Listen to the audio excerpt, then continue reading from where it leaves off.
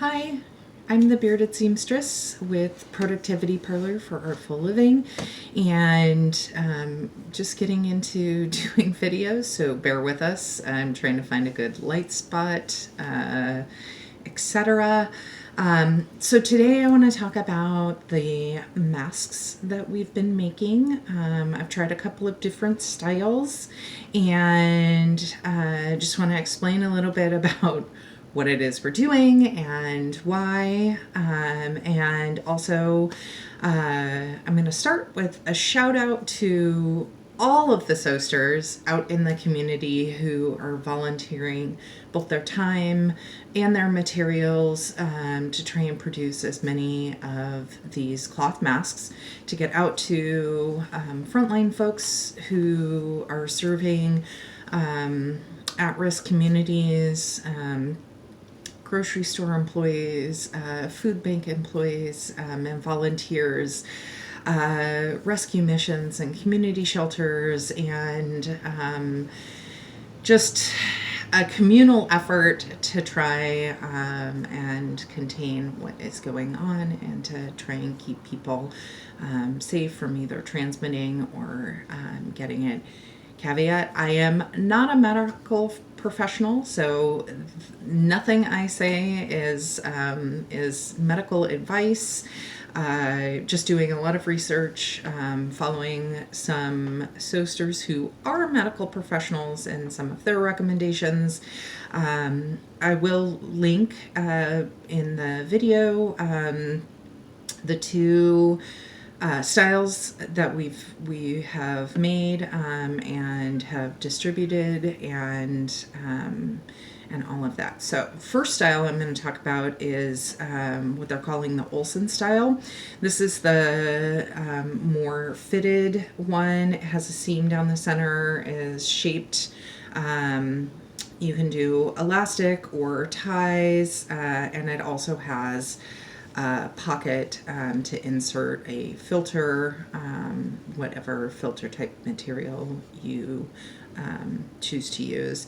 And for ours, we're adding a bias tape right here, so we can put in, let me pull this out really quick, a plastic wired tie. We ordered these on Amazon, but we started with some that we got from a hardware supply, so the ones that you use to tie plants up also work great.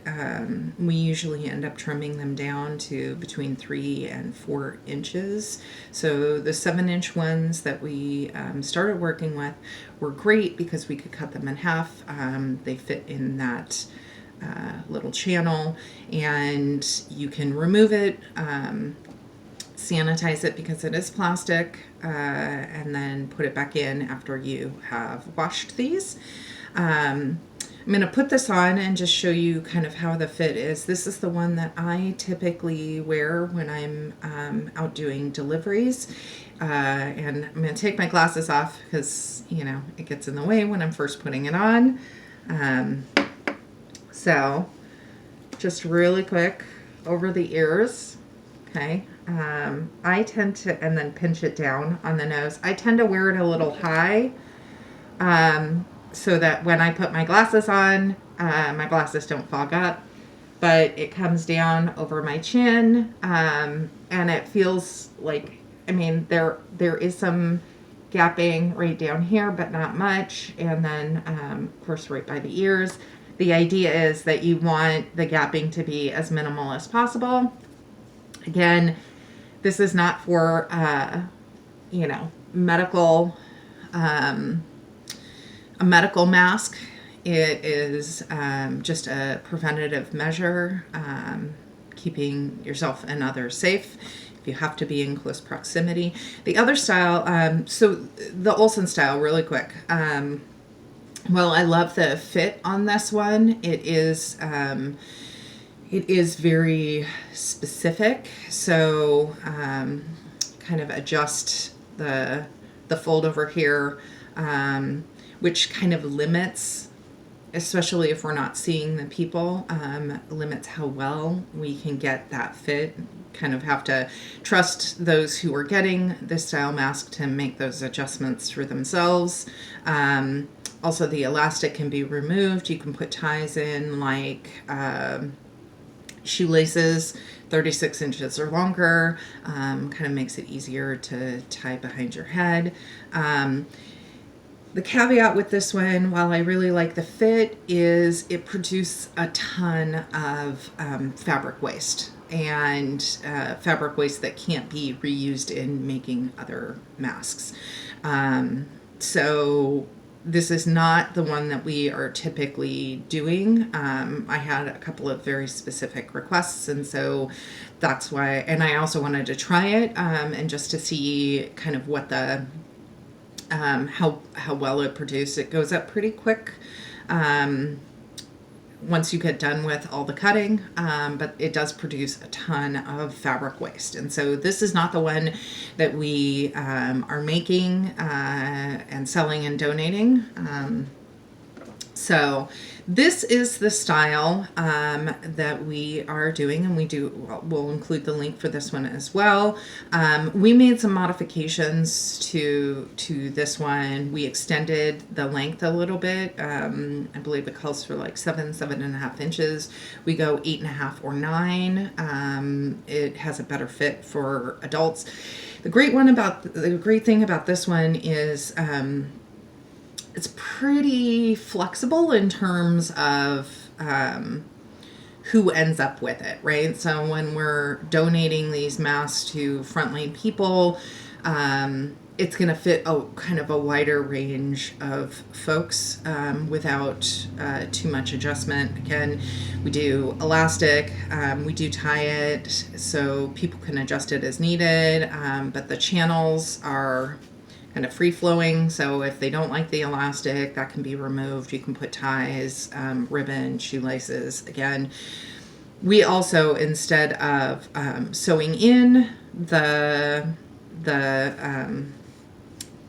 kind of nose shaper, we are adding channels to these ones and in contrasting colors, so you kind of know immediately when you pick it up which side is the front being exposed, which side is the inside, the one that's closest to you.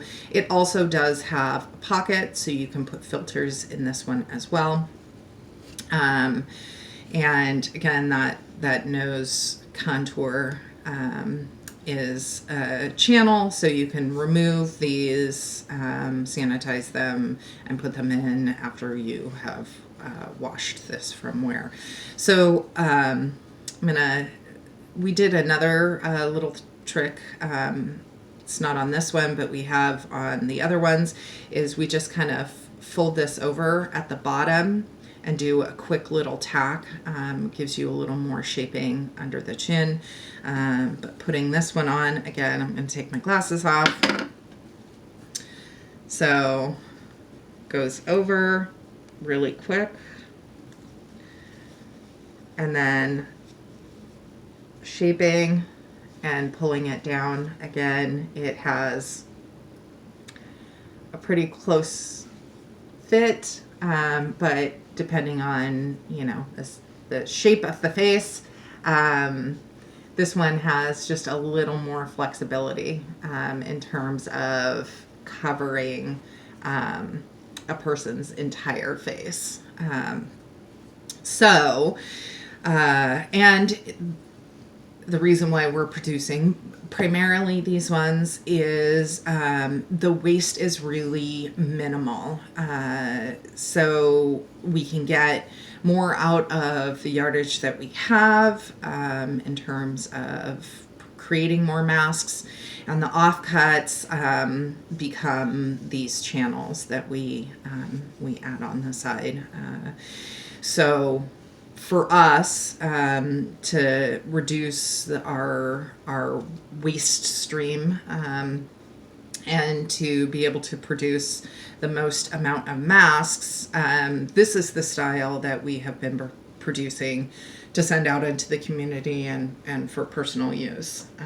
So the Olsen mask, we can get about 6 to 8 of these with a lot of waste out of a yard of fabric versus these ones where we can get 16 or so with the offcuts and the channels. And of course we can mix and match the channels as some of the yardage we have are smaller widths. And so we can kind of mix and match those instead of necessarily having them all be consistently the same color. We can play with that a little bit, but it means that we're producing less waste to get these done. So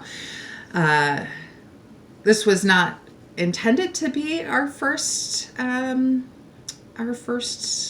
video for Productivity Parlor and introducing the Bearded Seamstress and the Goat Lady who is working at her house, but this is what we got. So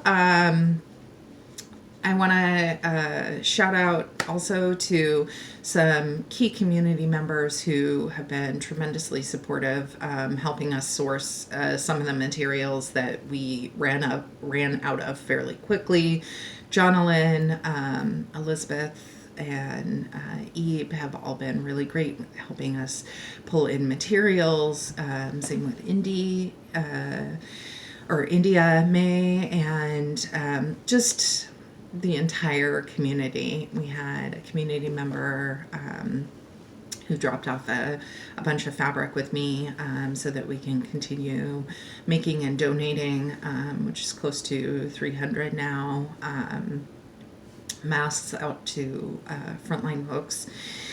And here we are, our new normal for the moment, working from home and getting these out to the community. So thanks so much. Have a great day. Be safe and well. Thanks.